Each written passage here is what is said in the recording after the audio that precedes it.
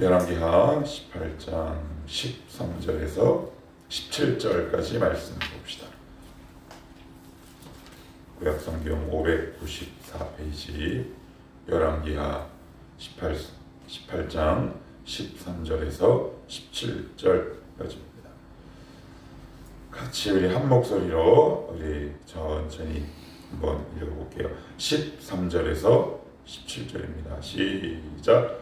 히스기야 왕 제14년에 아수르의 왕 사네립이 올라와서 유다 모든 견고한 성읍들을 쳐서 점령하매 유다의 왕 히스기야가 라기스로 사람을 보내어 아수르 왕에게 이르되 내가 범죄하였나이다. 나를 떠나 돌아가소서.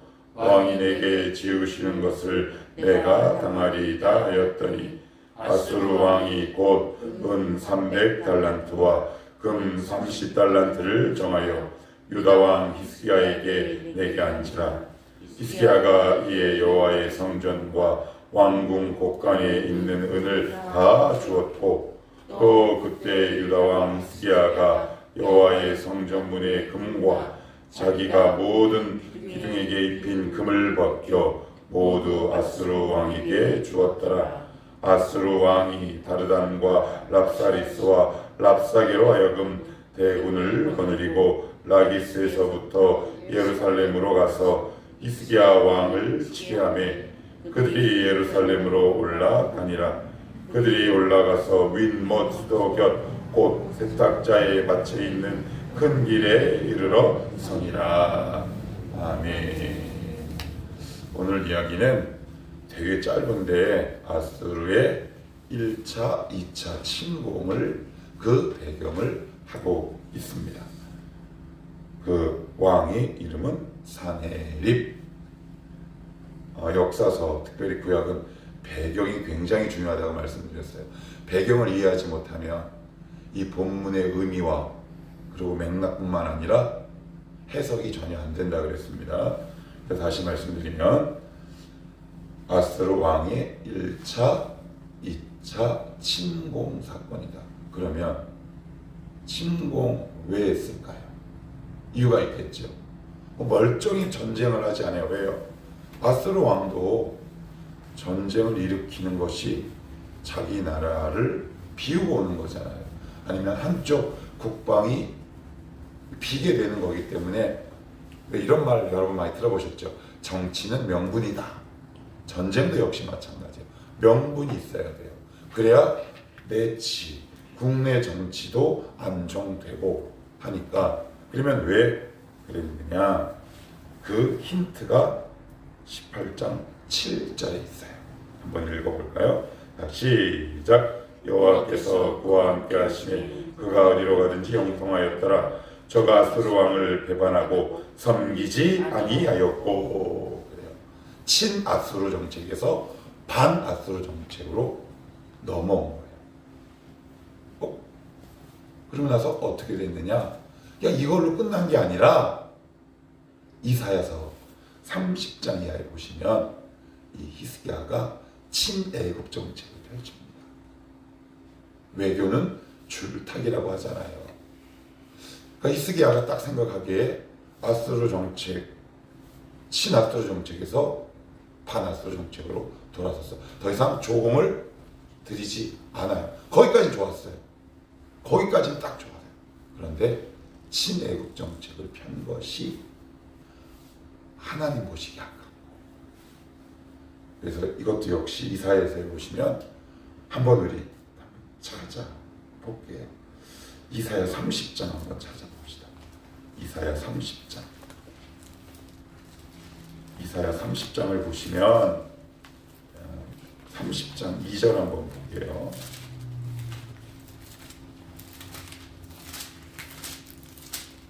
이사야 30장 2절.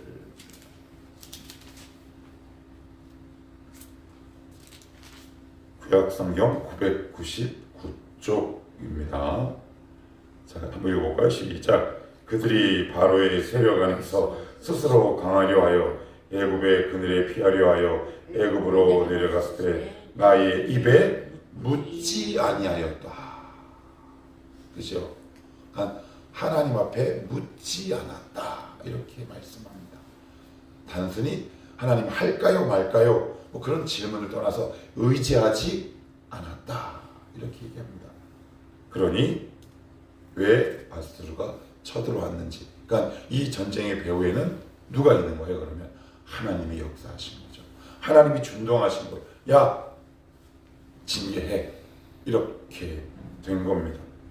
그랬더니 이제 어떤 일이 생겼느냐,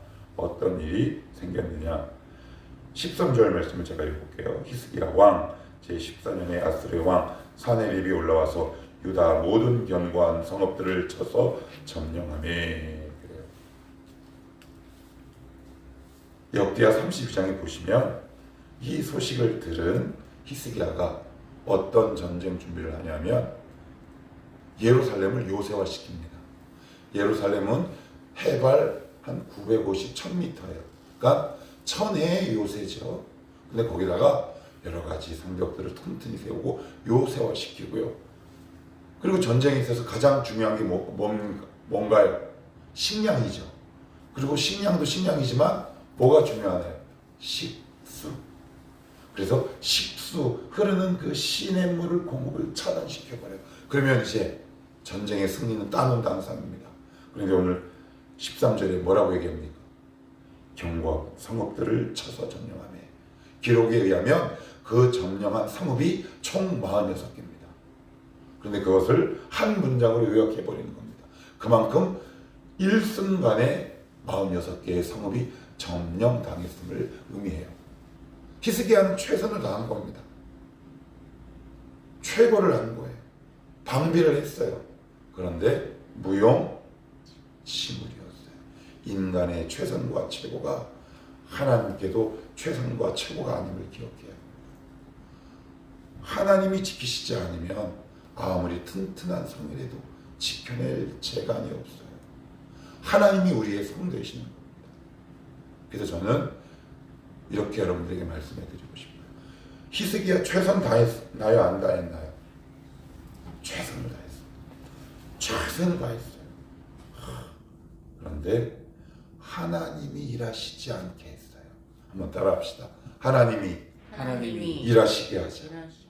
예, 하나님이 일하시게 해야 합니다. 히브리서 기자는 이렇게 얘기합니다. 믿음이 없이는 기쁘시게 못하나니 하나님께 나아간 자는 반드시 그가 계신 것과 또한 자기를 찾는 자들에게 상 주시는 이심을 믿어야 한다. 믿는다라는 말이 다른 말로 무슨 뜻이겠습니까? 하나님이 일하시게 해드리는 겁니다. 근데 그 자리를 뺏은 거예요. 최선을 다합니다. 최고로 방비해요. 그렇지만 46개의 성읍이 한순간에 점령당하죠. 하나님이 우리 가정에 성이 되어주셔야 합니다. 우리 기업에 성이 되어주셔야 돼요. 그래서 시편 기자가 무엇을 노래합니까? 여호와가 나의 견고한 성이요 요새요 망루요, 그 고백이지 않습니까? 하나님은 이 고백을 우리에게 듣고 싶어 하시는 거죠. 우리 오늘 기억하시는 겁니다. 우리의 최선과 최고가 우리의 삶을 지켜낼 수 없다. 하나님이 우리의 삶 속에서 일하시게 해드리자. 그래야 편해요. 믿음 좋은 게 뭐예요? 하나님을 귀찮게 해드리는 거잖아요. 하나님을 귀찮게 해드리는 거, 그게 뭐예요? 기도 아니에요? 사람들이 오해해요. 아유, 아버지 귀찮게 해드리지 말아야지. 그러고 나서는 아버지 주무신다. 우리가 보통은 그렇잖아요. 근데 어제 혹시 성시교동문 기억나세요? 우리 하나님은 지치지도 않으신대요. 이스라엘을 지키시는 자는 졸지도 주무시지도. 하나님 앞에 너무 예의 차리지 마세요. 귀찮게 해드리세요. 칭얼대세요. 하나님 도와달라고 일하시라고.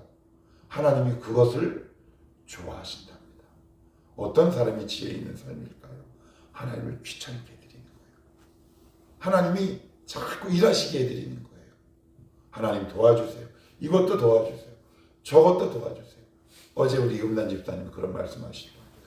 기도를 자꾸 하니까 기도 제목이 자꾸 늘어난다고. 그게 무슨 말일까요? 하나님을 자꾸 귀찮게 해드릴 거거든요. 우리 그렇게 해드립시다. 그건 하나님이 기뻐하시는 것, 그것이 겸손이에요. 하나님이 귀찮게 하는 것, 하나님을 귀찮게 해드리는 것, 하나님이 일하시게 해드리는 것, 그것이 성경은 겸손이다, 이렇게 말씀하고 있고요. 14절에도 한번 보시면 이게 일순간에 46개의 성읍이 공략당하고 점령당했어요. 그러면 히스기야가 할 수 있는 게 뭐가 있나요? 유다의 왕 히스기야가 라기스, 사네립이 있는 그 지역이겠죠. 사람을 보내어 아스르 왕에게 이르되 내가 범죄하였나이다. 원래 뜻은 이런 뜻이에요. 왕이시여, 제 착오입니다. 제 과오입니다. 제 실수입니다. 이런 뜻이에요. 그런데 이 고백은 치명적인 약점이 있어요. 이게 무슨 얘기인지 아세요? 하나님은 반아스르 정책을 지지하시고 그런 히스기야를 향해 정직히 행했다 그랬어요. 그러니까 이건 자기가 지금까지 걸어온 믿음의 결단을 부인하는 거예요. 여러분 혹시 이런 경험 있지 않으세요? 아니면 혹시 진행 중이신가요? 이런 말 혹시 들어보셨을 거예요. 이 세상에서 가장 무서운 지식인은 책 한 권만 읽은 사람. 목회자들 사이에서 통용되는 하나의 속담이 있는데, 목사들 사이에 가장 무서운 목사는 성경만 읽은 사람. 이게 무슨 얘기일까요? 좁거나 얕은 사람, 뭐든지 알되 어중간하게 하는 사람의 의미예요. 신앙도 역시 비슷합니다. 가다가 중단한 사람이나 어중간하게 믿은 사람들에게 나타나는 특징이 뭔지 아십니까? 그것은 냉소적이거나 회의적이라는 사실입니다. 저의 경험을 제가 몇 번 예를 들었어요.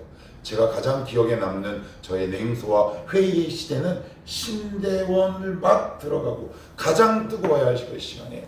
저는 냉소적이었어요.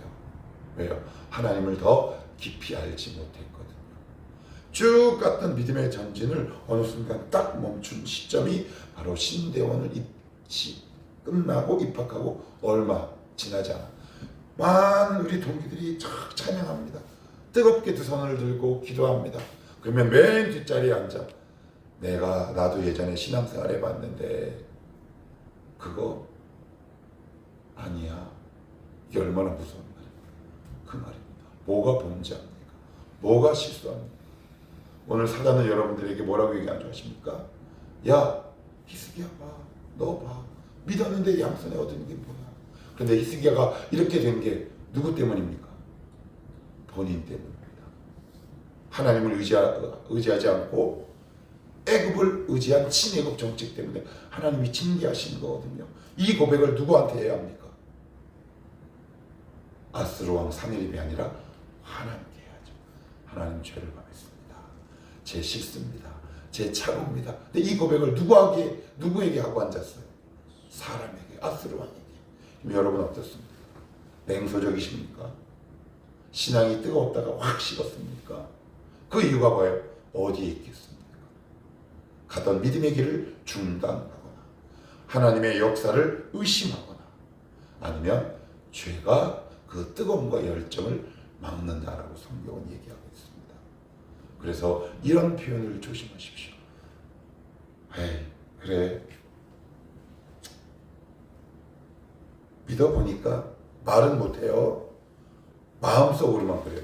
별거 아니야. 이렇게 얘기하는 사람이 교회에 다수입니다. 특별히 직분자, 오래 믿은 사람들. 와, 그게 눈에 이렇게 보입니다. 막 보여요. 저도 그랬습니다. 저도 그랬어요. 믿어보니 별거 아니더라. 냉소적이거나 회의적이거나. 이 뜻이 뭐라고요? 제 실수입니다. 이게 실수입니까? 그럼 믿음으로 살아온 게 실수인가요? 믿음으로 살아온 게 착오인가요? 하나님의 뜻으로 결정하고 결단한 게 실수입니까? 예, 사단은 여러분에게 그것이 실수라고 강요하고 있습니다. 믿음으로 사는 게 실수야. 지금 그 뜻을 얘기하고 있는 겁니다. 끝까지 가십시오. 끝까지 걸어가십시오. 다시 일어나십시오. 지금 여러분들이 냉소적이고 회의적인 그 자리에 있다면 하나님 앞에 다시 나가십시오. 하나님, 이 식어진 심령 가운데 불을 붙여 주시옵소서. 기도가 뜨거워지게 하시고 하나님을 사랑하는 마음이 내 가운데 있게 하여 주시옵소서. 내가 회개할 것, 그런데 이 고백을 사람에게 하고 앉았다. 그것이 바로 나다. 믿음으로 살아봤는데 뭐 아니다? 별거 아니더라. 이게 독서 조항이란 말이에요. 계속 볼게요. 또 그리고 났더니 16절 그래요. 또 그때 유다왕 히스기야가, 자 그리고 14절을 보시면 이렇게 아수르 왕이 곧 은 300달란트와 금 30달란트, 이게 뭐냐면 전쟁에서 패한 나라가 물어야 할 것, 전쟁 배상금이에요. 전쟁 배상금. 그런데 유다 왕 중에 전쟁 배상금을 문 왕이 총 3명 있어요. 그건 누구냐? 아사, 히스기야, 요아스. 근데 이미 3번의 전례가 있단 말이에요. 근데 똑같은 행동을 하고 있어요. 인간은요, 늘 똑같은 행동 반복합니다. 늘 똑같은 행동을, 패턴을 반복해요. 믿음의 사람이었다는 히스기야도 그렇습니다. 그래서 어떤 일이 있다. 전쟁 배상금을 갖고 와 그랬더니 부족했던 것 같아요. 그래서 기록을 제가 찾아보니까 은 300달란트와 금 30달란트가 전부가 아니었어요. 요거는 지금으로 따지면 현금이고 물품이 또 있었대요. 물품이 굉장히 많아요. 여러분 혹시 그 남한산성이나 아니면 임진왜란이나 이런 영화들이나 드라마 보시면 외국이나 명나라나 아니면 청나라가 우리나라 쳐들어와서 전쟁 배상금을 요구할 때 뭐가 있는 줄 아세요? 처녀가 있어요. 그리고 비단도 있고요. 그죠? 예. 그런 어떤 그 나라의 특산물을 요구한단 말이에요. 그 항목이 수십 가지예요. 그러니까 지금 가진 거는 없고 전쟁 배상금은 물어야 되면 어떻게 하면 될까요? 그럴 때 왜 우리 이런 표현 쓰죠? 탈탈 털어야 돼요. 탈탈 털립니다. 어느 정도로 털리느냐? 16절, 15절부터 히스기야가 이에 여호와의 어디요? 성전과 왕궁 곳간에 있는 은을 다 주었고, 16절도 그때 유다 왕 히스기야가 여호와의 성전 문의 금과 자기가 모든 기둥에 입힌 금을 벗겨 모두 아수르 왕에게 주었더라. 그래요. 오늘 설교 제목이 이겁니다. 모든 것을 가져갑니다. 사단은 처음에 아무것도 아닌 것처럼 얘기하지만 우리가 양보하는 순간 여러분의 모든 것을 가져갑니다. 탈탈 털어버립니다. 속지 않으셔야 합니다. 신앙을 잃는 것은 모든 것을 잃는 겁니다. 특히 누구에게? 그리스도인들에게. 우리가 가장 지켜야 할 것, 그것은 바로 신앙입니다. 이것을 잃어버리면 다 잃어버립니다. 어떻게 가요? 벗겨. 여기 무슨 표현 씁니까? 16절에 기둥에, 자기가 기둥에 입혔거든요. 입힌 금을 벗겨. 벗기는데 어떻게 벗겨? 모두 벗겨. 탈탈 털립니다. 탈탈 털립니다. 왜 이런 일을, 왜 이렇게 삶을 살아야 하겠습니까? 하나님은 이미 우리에게 반면교사로 간접 경험으로 성경을 주셨습니다. 우리가 성경에 집중하고 말씀에 집중하면 이런 일을 미연에 방지할 수 있지 않을까. 기억합시다. 사단은 우리에게 오늘 뭐라고 얘기한다? 믿어보니 별거 없더라. 속지 않으셔야 합니다. 그래서 우리를 냉소적이거나 회의에 빠지게 하는 거죠. 그래서 그 결과는 탈탈 털려요. 그리고 1차 침공이 마무리됩니다. 17절은 2차 침공입니다. 2년 후에 발생하는 겁니다. 아수르 왕이 다르단과 랍사리스와 랍사게로 하여금 대군을 거느리고 라기스에서부터 예루살렘에 가서 히스기야 왕을 치게 하네. 아니, 전쟁 배상금 물어줬잖아요. 근데 왜 침공하느냐? 1차 침공과 이유가 완전히 반대예요. 히스기야가 돌아섰어요. 그러면 증거가 있어야 될 거 아니에요. 증거가 어디 있냐? 29절 30절이에요. 자, 29절 30절 읽습니다. 시작. 왕의 말씀이 너희는 히스기야에게 속지 말라. 그가 너희를 내 손에서 건져내지 못하리라. 또한 히스기야가 너희에게 여호와를 의뢰하라 함을 듣지 말라. 히스기야가 회복이 됐어요. 그러니까 다시 또 속된 표현으로 얘기하면 아수르 입장에서는 기어오르는 거예요. 이거 안 되겠다. 싹을 밟아야 되겠다 하고 탁 옵니다. 그런데 공통점이 있어요. 그건 뭐냐? 침공했다는 거예요. 그건 공통점이에요. 사단을 하나님을 떠나도 하나님의 심판의 도구로 우리를 공격하고 믿음으로 서도 공격해요. 근데 1차, 2차 침공 차이가 뭔지 아십니까? 1차는 탈탈 털려요. 2차는 여러분 성경을 조금 보신 분이라면 기억할 거예요. 18만 5천 명이 허락지는 전멸해버립니다. 차이가 뭘까요? 1차는 패배, 2차는 승리. 하나님의 열심을 경험해요. 1차는 빼앗기고 2차는 지키고 그리고 하나님의 역사를 눈으로 확인합니다. 이래도 하나님 신뢰하지 않으시겠습니까? 히스기야가 경성한 겁니다. 탈탈 털리고 난 뒤에야 그제서야 우리는 꼭 정신을 차립니다. 그래서 청년들이, 제가 왜 청년들 얘기 또 합니까? 탈탈 털리기 전에 오늘도 말씀으로 자기의 영혼을 조명하고 내 안에 있는 죄악을 조명해. 하나님, 오늘도 어제 병진이랑 제자 훈련하다가 제가 브로큰 윈도우 예전에 한번 설교했던 걸 얘기했습니다. 미국에 있는 한 사회심리학자가 뉴욕의 한 할렘가의 빌딩을 샘플로 구입하고 나서 거기에 모든 창문을 깨고 페인트칠을 벗겨내버립니다. 그랬더니 한 달이 지나지 않아서 그 건물 안에는 폐허가 되어버리죠. 온갖 쓰레기와 그리고 온갖 오염물, 심지어 배설물이 가득 찹니다. 그래서 이번에는 거기를 싹 청소하고 페인트 칠을 합니다. 그리고 깨진 유리창을 깨끗이 보수했는데 한 달이 지나도 그 건물이 그대로 있는 거예요. 사람들에게 물어봅니다. 저기는 새 건물이다. 주인이 관리를 잘 하나 보다. 그래서 제가 이렇게 얘기했어요. 날마다 그리스도의 보혈로 우리의 영혼을 도색하라. 그 깨어진 창문을 말씀으로 보수하라. 그러면 그곳에 누가 쳐들어오겠습니까? 안전하게 지킬 수 있지 않겠습니까? 히스기야는 비록 나중에 돌아서긴 했지만 그 지점에서 실패한 경험이 있는 사람이다. 이미 실패는 성경 안의 인물로 족하다. 날마다 그리스도의 보혈로 나의 영혼을 도색해내십시오. 깨진 유리창을 수정하시고 보완하십시오. 그럴 때 하나님이 지키십니다. 하나님을 바쁘시게 해드리십시다. 하나님을 일하게 해드리며 살아가는 지혜로운 성도가 되시기를 축복합니다. 기도합니다.